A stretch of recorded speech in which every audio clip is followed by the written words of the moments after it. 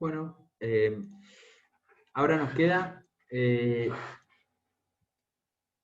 considerar, empezar a mirar los efectos de estas políticas en un régimen de tipo de cambio fijo, ¿sí? ¿Qué es un tipo de cambio fijo, digamos? Un tipo de cambio fijo es aquel que resulta o que implica que la autoridad monetaria quiera eh, fijar el tipo de cambio en un nivel, en un valor, y por lo tanto esté dispuesto a comprar y vender todas las divisas necesarias para mantener ese valor que ha fijado. ¿Sí? De manera que, en contraposición a lo que nosotros veíamos en régimen de flexible, de tipo de cambio flexible, en los cuales, por ejemplo, las disminuciones en la tasa de interés locales presionaban, ponían presión en el mercado cambiario, aumentaban la demanda y aumentaba el tipo de cambio. A eso ya no podría suceder aquí, porque básicamente todo exceso de demanda al tipo de cambio inicial eh, se tendría que proveer a través del Banco Central y a través de, obviamente, de la venta de reservas de divisas. ¿Sí? Entonces, digamos, esta cuestión ya deberíamos tener en cuenta. El Banco Central lo que debería hacer en este caso es, digamos, vender para satisfacer los excesos de demanda y comprar todos aquellos excesos de oferta de divisas para mantener eh, el tipo de cambio fijo. ¿Sí? Eh, Vamos a suponer dos cuestiones, digamos, para simplificar un poco el modelo. Uno tiene que ver con, eh, digamos, la disponibilidad de las reservas del Banco Central. Sabemos, en Argentina, de hecho, eso lo podemos mirar, sabemos que no son infinitas y que se suelen acabar las reservas. Por lo tanto, eso traería un poco de realidad al modelo, pero primero deberíamos empezar a investigar cuáles son los efectos cuando suponemos unas reservas infinitas, que siempre hay reservas necesarias para atender a el tipo de cambio. ¿Sí? Y eso bien podría ser porque la acumulación de reservas ha sido infinita, o sea, ha sido cuantiosa, o bien porque estamos suponiendo que el Banco Central tiene líneas de créditos o facilidades extendidas con otros bancos centrales que le proveen los dólares necesarios para atender un poco esta situación. ¿Sí? Eh, y la segunda, el segundo supuesto es que esta paridad debe ser creíble, y hay algo que lo remarca bastante de Gregorio, y es que, bueno, cuando la paridad no es creíble, entonces lo que los agentes económicos están pensando es que ese tipo de cambio va a pegar un salto abrupto en algún momento del tiempo, y si los agentes económicos están esperando que haya un salto abrupto en el tipo de cambio, quiere decir que están esperando una depreciación del tipo de cambio, una devaluación en este caso del tipo de cambio, y si así lo fuera, entonces, dada nuestra ecuación de paridad de tasas, la tasa de interés doméstica debe ser mayor a la tasa de interés internacional, porque ya debe estar conteniendo la depreciación esperada del tipo de cambio. Entonces, para nosotros, esa paridad, esa fijación siempre va a ser creíble, y el Banco Central siempre va a tener las reservas necesarias para poder, digamos, proveer la divisa necesaria en momentos de exceso de demanda en el mercado cambiario, en el mercado de divisas, o comprar los excesos de oferta en dicho mercado. ¿Sí? Un poco con eso en mente, vamos a empezar a considerar nuevamente el modelo. Levemente tenemos que cambiarlo. Aquí vamos a asumir, digamos, que el Banco Central eh, crea dinero, ¿sí? A través de dos operaciones que básicamente son las que hemos visto anteriormente cuando hablamos de la oferta de dinero. Una son las operaciones de cambio, que implican la compra y venta de divisas, y por lo tanto van a estar modificando la parte del activo del Banco Central, que tiene que ver con las reservas internacionales, y otro que tiene que ver con el crédito interno, y dentro de ese crédito interno tenemos básicamente dos cuestiones: una son las operaciones de mercado abierto y otras son las de crédito directo, ¿sí?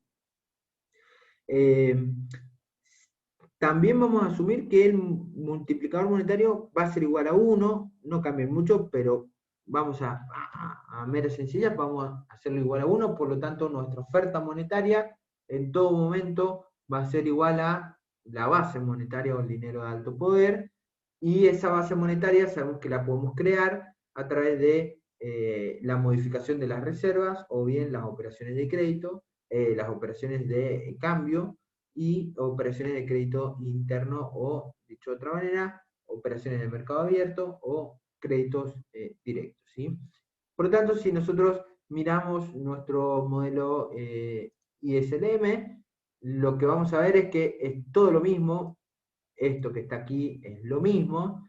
Lo único que me va a cambiar es que ahora para mí M ya no es M, ¿sí? Ya no es M, sino que M es precisamente esta M que está aquí, y está determinado por, digamos, lo que serían las variaciones de reserva y las variaciones en crédito interno. Por lo tanto, esas van a ser nuestras dos modificaciones, la única modificación en nuestro modelo que deberíamos tener en cuenta al momento de considerar. Bueno, empecemos un poco a tratar, digamos, cómo vamos a proseguir nuestro camino, analizando las políticas, y esas políticas analizando en términos de efectos económicos.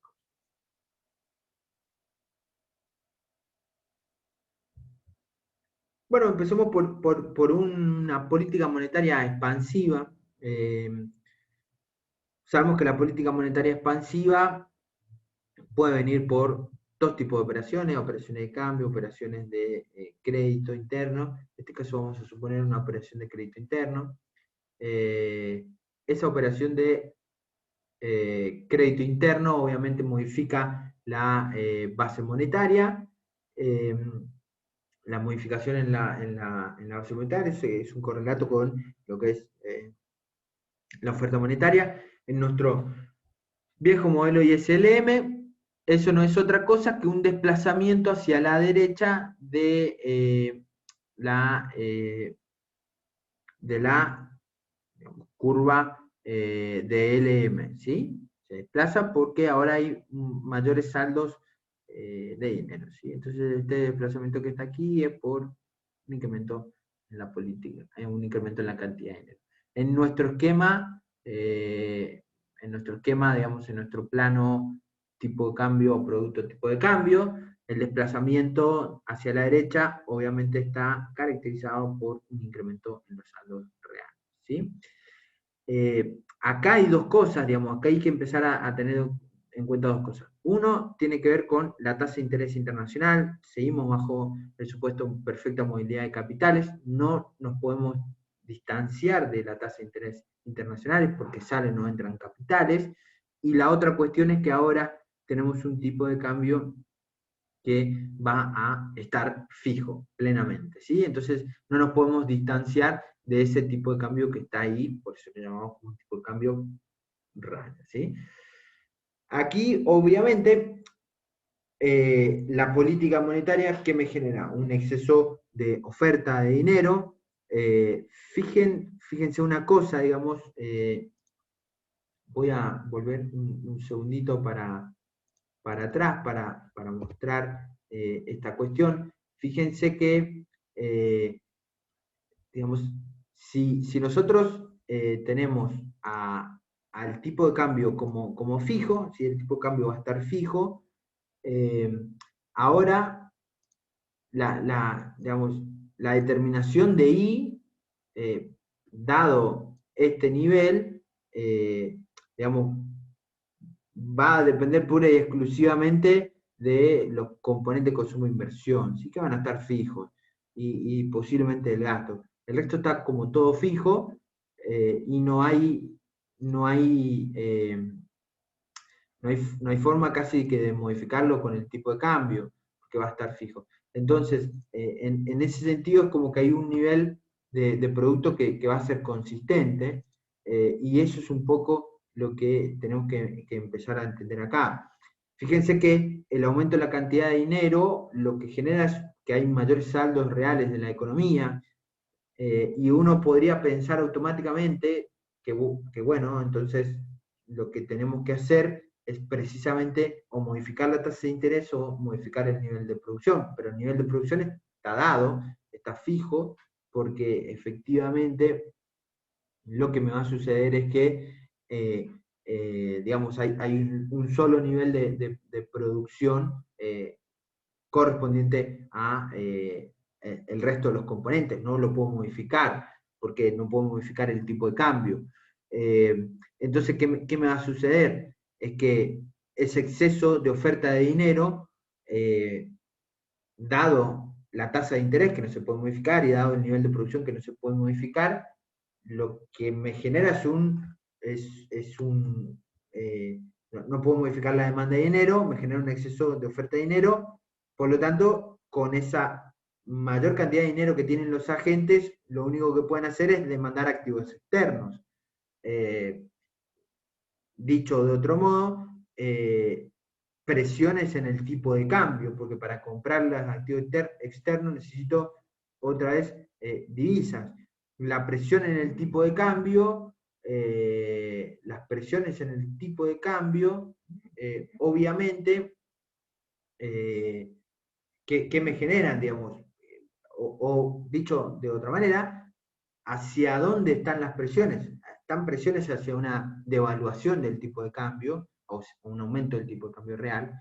Por lo tanto, aquí, digamos, lo que veríamos si fuéramos a graficar el mercado cambiario es un exceso de demanda de divisas al tipo de cambio inicial, que es el tipo de cambio de la paridad.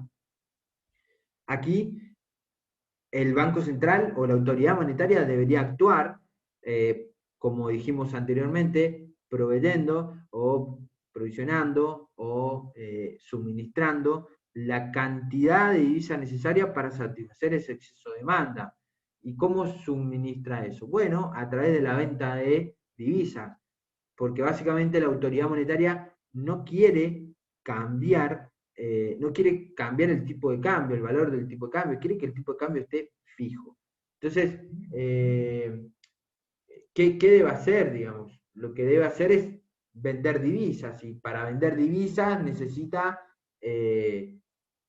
digamos, las reservas. Entonces eso vamos a ver una caída de las reservas. ¿Y hasta dónde va a vender divisas? Hasta que se elimine el exceso de demanda de divisas. La caída en el exceso de divisas, digamos, la caída en la oferta, la caída en las reservas, están relacionados a una contracción monetaria, porque básicamente el Banco Central vende las divisas, intercambia dólares o las divisas por pesos. Como que absorbe, es como una política monetaria contractiva, absorbe el dinero. Entonces, hay una contracción de dinero en este sentido, y esa contracción de dinero básicamente es la misma de la primera expansión inicial, ¿sí? Entonces, lo que estamos viendo es una expansión inicial de dinero, lo cual me implica automáticamente una presión en el tipo de cambio, tal cual como lo habíamos visto en el sistema de tipo de cambio flexible. La política monetaria expansiva está relacionada con aumento del tipo de cambio real, pero ese aumento del tipo de cambio real no se puede dar en este contexto porque estamos bajo un sistema de tipo de cambio fijo. Por lo tanto, hay un exceso de demanda al nivel de la paridad fijada por el Banco Central, hay un exceso de demanda de divisas, y quien tiene que salir a satisfacer esa demanda, ese exceso de demandas, es el Banco Central con las reservas que tiene.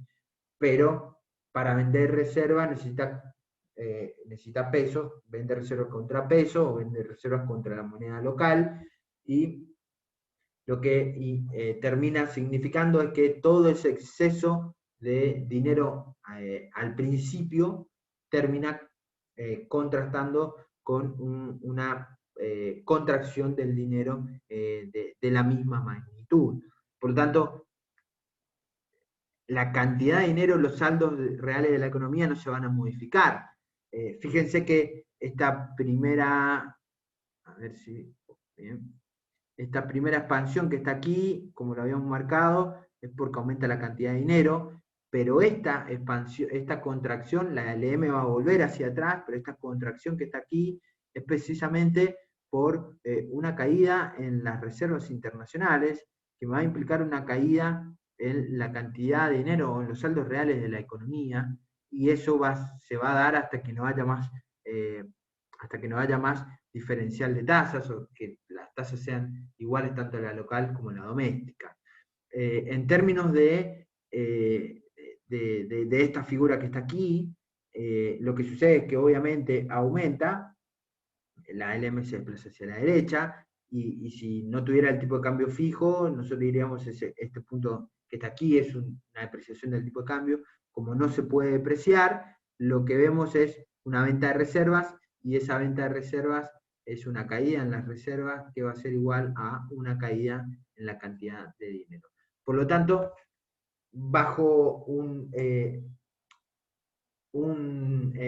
mundo de movilidad perfecta de capitales y bajo un tipo de cambio fijo, vemos que no hay posibilidad de hacer política monetaria. Digamos, el incremento en la cantidad de dinero prácticamente fue esterilizado por la venta de reservas, ¿sí? No es posible tener un tipo de cambio fijo, tener perfecta movilidad de capitales de manera tal de que las tasas de interés sean específicamente iguales, la local y la internacional, y poder controlar la política monetaria. De hecho, esto es algo que se denomina como la Trinidad imposible. No puedo tener esos tres ejes, una política monetaria independiente, o sea, poder manejar la cantidad de dinero, controlar el tipo de cambio, o sea, fijar el tipo de cambio en la paridad que al gobierno, la autoridad monetaria les guste, y tener una perfecta movilidad de capital. ¿Sí? Eso no puedo hacer. O controlo el tipo de cambio o controlo la política monetaria en un contexto de perfecta movilidad de capitales. Ambas cosas no se pueden hacer. Por lo tanto, si mantenemos el tipo de cambio, si la autoridad dice está bien, vamos a mantener el tipo de cambio, yo creo que es mejor mantener el tipo de cambio que tener una tasa, que tener una política monetaria. En ese caso, entonces tengo que automáticamente renunciar a la política monetaria. El dinero se vuelve automáticamente pasivo, ¿sí?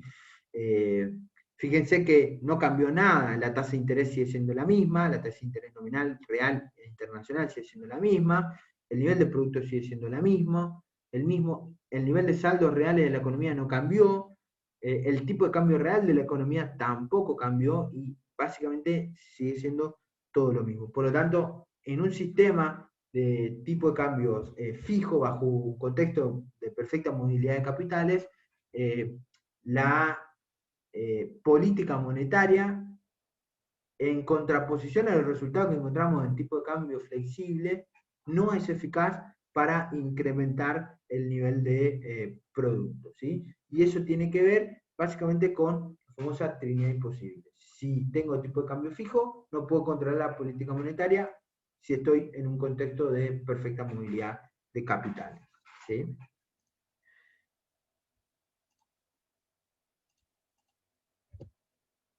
Ahora bien, digamos, ¿qué sucede con la política fiscal?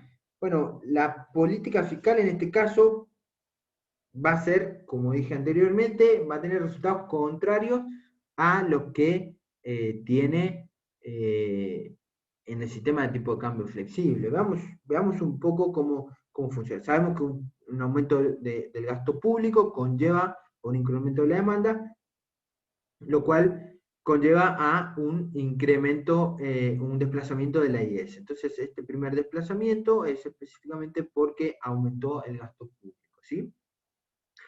Momentáneamente la economía se encontraría por aquí y vemos que la tasa de interés, habría presiones en la tasa de interés, ¿sí? La tasa de interés doméstica es mayor que la tasa de interés digamos, internacional, digamos, y en un contexto de paridad de tasa de interés, eso básicamente va a atraer capitales, los cuales van a ingresar, van a cambiar sus divisas por la moneda local, eso va a, en términos del mercado cambiario, va a implicar un exceso de oferta de divisas, ¿sí?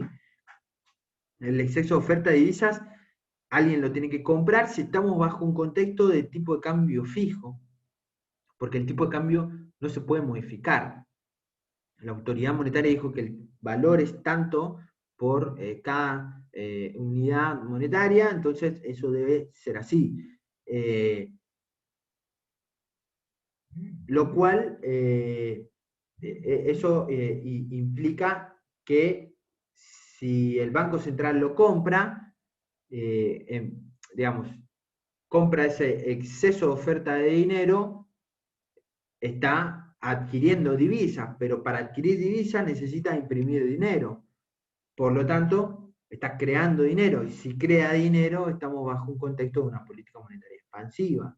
Entonces, compro divisas con dinero que recién lo cree, y eso se traslada en nuestro viejo esquema y SLM común en un desplazamiento de la LM hacia la derecha. Y ese desplazamiento es por acumulación de reservas, o dicho de otra manera, por incremento en la cantidad de dinero. ¿Hasta dónde va a incrementar la cantidad de dinero? Hasta que la tasa de interés baje y se iguale con la tasa de interés internacional y no haya más entrada de capitales, ¿sí? Digamos, por lo tanto, vemos un efecto doble, así como la política monetaria tiene un efecto doble en digamos, en el sistema de tipo de cambio flexible. Aquí la política fiscal tiene un efecto doble. El primer impulso que se da en la demanda agregada, producto del incremento en el gasto público, se ve reforzado por la obligación que tiene el Banco Central de adquirir las reservas necesarias, de adquirir las divisas excedentes, producto de que están ingresando capitales, y eso es producto de que efectivamente la demanda de dinero aumentó, y la demanda de dinero aumentó porque aumentó el nivel de producción o porque aumentó la demanda agregada. Y eso se va a ver reforzado, digamos, por tratando de satisfacer, digamos, ese exceso ese exceso de saldos reales, de demanda de saldos reales, se va a ver compensado con un incremento en la cantidad de dinero, dado que la tasa de interés está fija, ¿sí? La tasa de interés va a estar fija, entonces hay que compensarlo de alguna manera. En términos de nuestro diagrama de tipo de cambio y producto, obviamente la política fiscal va a desplazar la IS hacia la derecha, ¿sí? Va a desplazar la IS hacia la derecha, esto se da por un incremento en el gasto público, y va a desplazar la LM hacia la derecha. ¿Hasta cuándo? Hasta que específicamente se pueda mantener el tipo de cambio. Y esto es por acumulación de reservas, ¿sí? Acumulación de reservas o política monetaria va a ser expansiva. De esta manera vemos que el tipo de cambio no se modificó, el tipo de cambio no se modificó, que está en la misma, la tasa de interés sigue siendo la misma, solo se modificó el nivel de producción. Aquí, por lo tanto, la política fiscal en un contexto de movilidad perfecta de capitales y en un contexto de tipo de cambio fijo, es efectiva para, digamos, es efectiva para incrementar el producto, ¿sí? Es efectiva para incrementar el producto. Y eso se da específicamente porque el Banco Central tiene que salir a, digamos, a comprar, ¿sí? El exceso de divisas que se genera en el mercado cambiario producto del incremento en la tasa de interés que viene del incremento en la demanda de dinero, ¿sí? Entonces, en nuestro caso, en un contexto de sistema de tipo de cambio fijo y movilidad perfecta de capitales, es efectiva la política fiscal. Resultado que es contrario a lo que encontramos en tipo de cambio flexible. ¿Sí? Bueno, si primero grafico y después lo podemos analizar. Bueno, graficado, empecemos a analizar una suba de la tasa de interés internacional. Bueno, ¿cuál sería el efecto? Comencemos. Una suba de la tasa de interés internacional, obviamente, hemos visto, no le puse nombre aquí, LM, y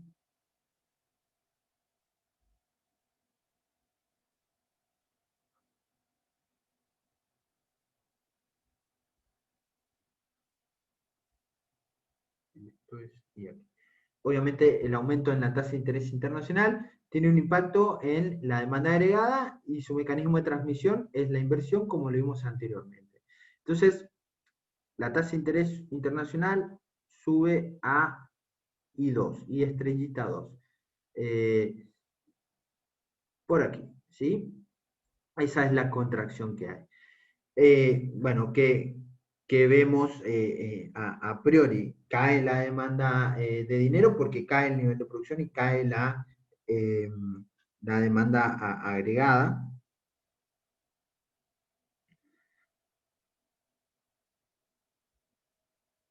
A partir de esa caída, lo que nosotros podríamos llegar a observar ahí es que hay la caída, hay, digamos, para ese nivel de producción, fíjense, yo no sé si me va a dar el gráfico, pero para ese nivel de producción hay una tasa de interés que es menor, una tasa de interés que equilibra el mercado que es menor, por lo tanto, digamos, esa tasa de interés que es menor implica una salida de capitales. Y también implica una salida de capitales porque si suponemos que la tasa de interés digamos, normal de la economía, no la normal, sino que la inicial, no se ha modificado, entonces la salida de capital, el aumento de la tasa de interés internacional incrementa el atractivo en los activos externos. Fíjense que en general es lo mismo. La salida de los activos externos implica una presión en el tipo de cambio, porque todos quieren divisas. La pregunta es quién puede vender esas divisas, y es el Banco Central. El Banco Central es quien tiene que proveer las divisas necesarias al exceso de demanda de divisas que se genera en el mercado cambiario producto del incremento en la tasa de interés internacional.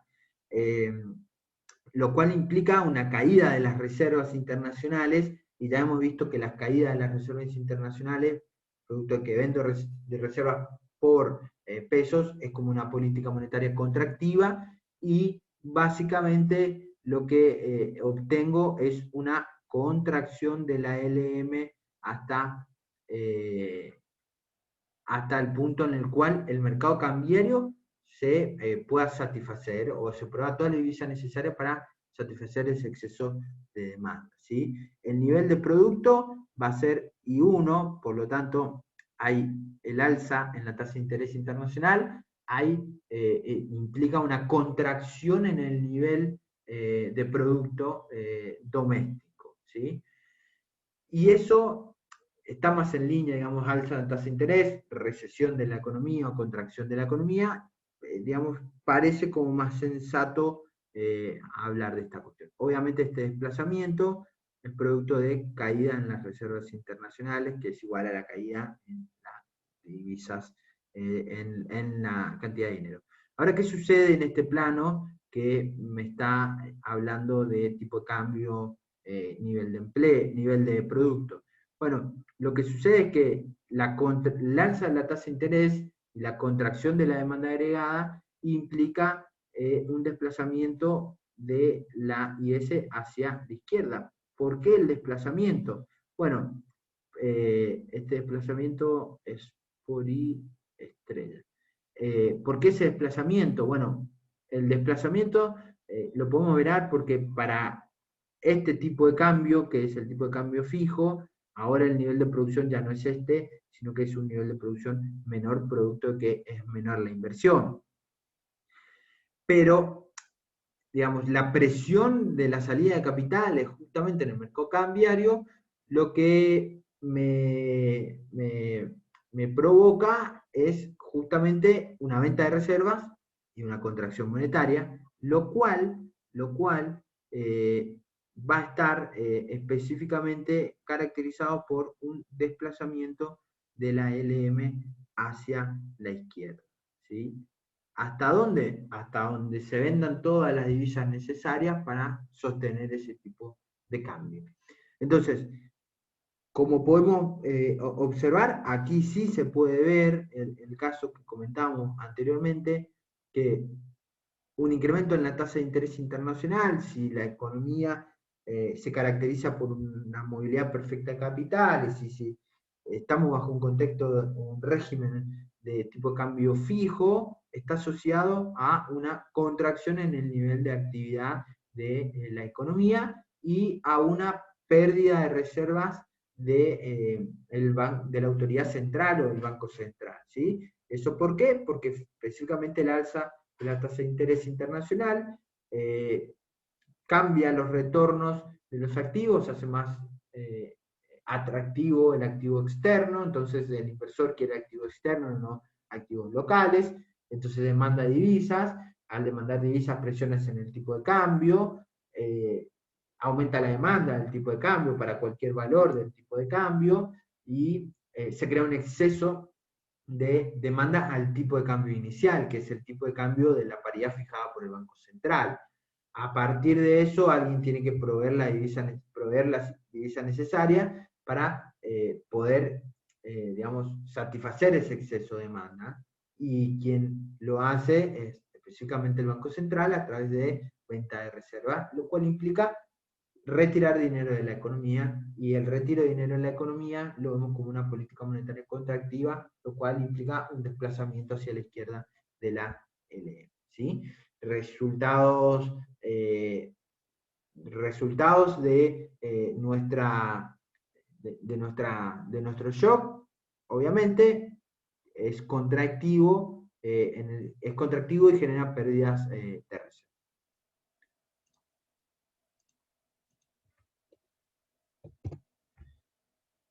Ahora bien, hay una cuestión que sí debemos tener en cuenta cuando analizamos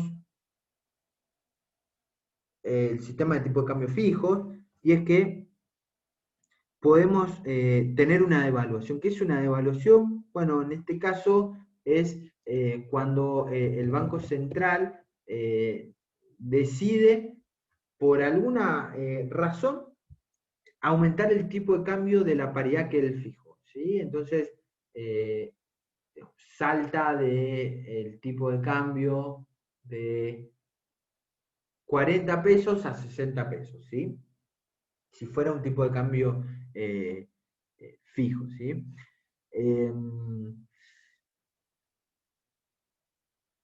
Ahora, bueno, ¿qué sucede cuando aumenta el tipo de cambio nominal, o aumenta el tipo de cambio real?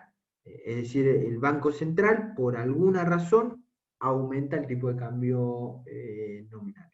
En este caso vamos a caracterizar como es una devaluación sorpresiva, porque si los agentes esperan, entonces el modelo se vuelve a complicar un poco, las tasas de interés podrían diferir, no queremos traer esas complicaciones en este momento, por lo tanto, vamos a suponer que es una devaluación sorpresiva un momento. Los agentes no se esperaban y surgió,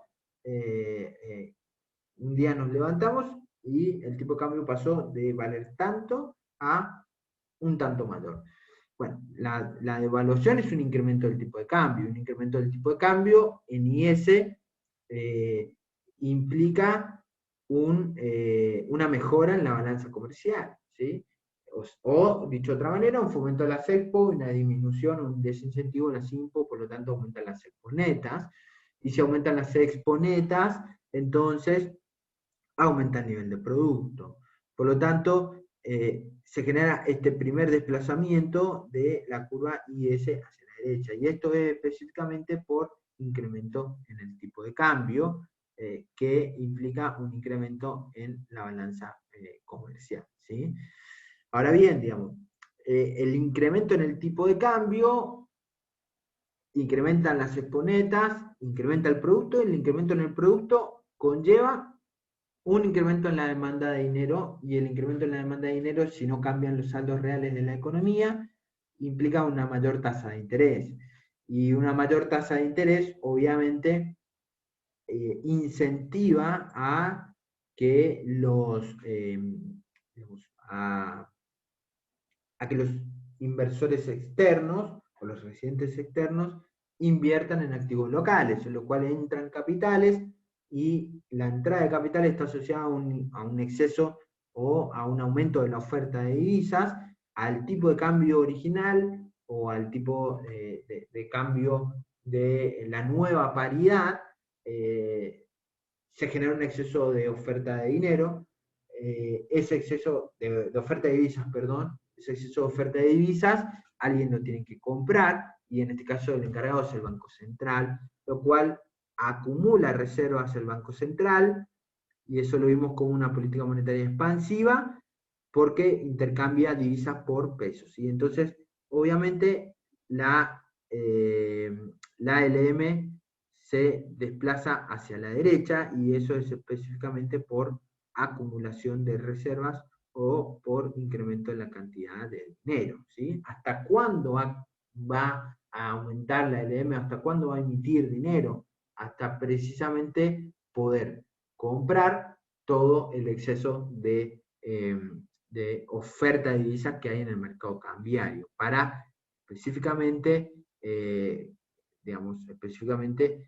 dejar fijo el tipo de cambio, o dicho de otro modo, hasta bajar tanto la tasa de interés que sea igual a la tasa de interés internacional, ¿sí? Por lo tanto, nuestro resultado es una devaluación, pasó del punto, de este primer punto a el punto a I sub 2, una devaluación en nuestro modelo sencillo, se corresponde con un aumento del producto, ¿sí? ¿Qué sucede en el plano, en nuestro plano tipo de cambio producto? Bueno, el único desplazamiento que hay es precisamente la LM. Y la LM se desplaza por la acumulación de reservas, ¿sí? Por la acumulación de reservas que hay, o dicho de otra manera, por el incremento en la oferta de dinero. ¿Por qué no se desplaza la IS? Bueno, porque en realidad la IS, lo que vemos en la IS es un recorrido por la IS, o sea, es un movimiento por la IS, porque aumenta el tipo de cambio. Entonces, esto primero que está aquí, esto que está aquí, es un movimiento en IS estrella, ¿sí? Entonces vemos un movimiento en IS estrella, y esto sí se desplaza el M, porque básicamente afecta a otras cuestiones, ¿sí? Eh,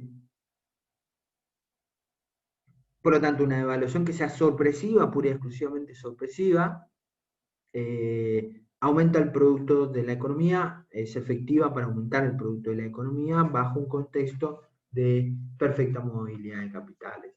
Ahora, la pregunta que nos deberíamos hacer es si esto específicamente siempre es así o depende de algo.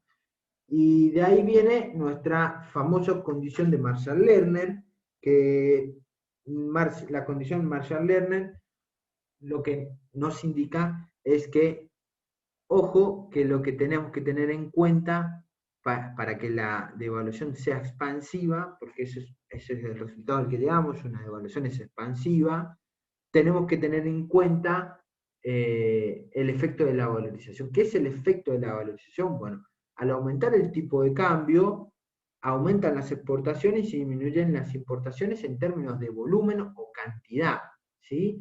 Se aumentan más las expo porque se fomenta, se hace más barato el país, y se disminuyen las impos porque se encarecen los bienes extranjeros. Ahora bien, lo que gasto en bienes extranjeros es precisamente ahora más. ¿Por qué? Porque si yo lo miro en términos de moneda nacional, fíjense que aquí estamos suponiendo que las exportaciones están en moneda nacional y las importaciones, que aquí lo denominamos N para no confundirnos, o de Gregorio lo denomina N para no confundir con la oferta de dinero, están en moneda, o su precio es en precios, en nivel de precios extranjeros, lo tenemos que pasar a, digamos, moneda local para poder sumar manzanas con manzanas y peras con peras. Entonces eso lo hacemos multiplicando el tipo de cambio nominal. Lo cual, fíjense que un aumento del tipo de cambio es preciso, lo que marcamos es aquí, ¿sí? Estimula las expo y desincentiva la cantidad importada. Pero este término que está aquí, este término sube, ¿sí? Sube su valor. Por lo tanto, aquí, para que el resultado, ¿sí? Para que este resultado sea mayor a cero y sea expansivo, porque básicamente lo que nos permite ser expansivo es precisamente el incremento en las exportaciones, ¿sí? La devaluación es expansiva porque automáticamente aumenta el tipo de cambio, mejora la balanza comercial y eso me genera una mejora en el producto que lleva aparejado un incremento en la demanda de dinero, alza de tasas, entrada de capitales, acumulación de reservas y política monetaria expansiva o expansión de la cantidad de dinero para acumular la reserva. Entonces, específicamente para que eso sea expansivo, lo que se tiene que dar es precisamente que la valorización de el aumento en el valor de las importaciones no superen el aumento de lo que generan las exportaciones. Si nosotros derivamos un poco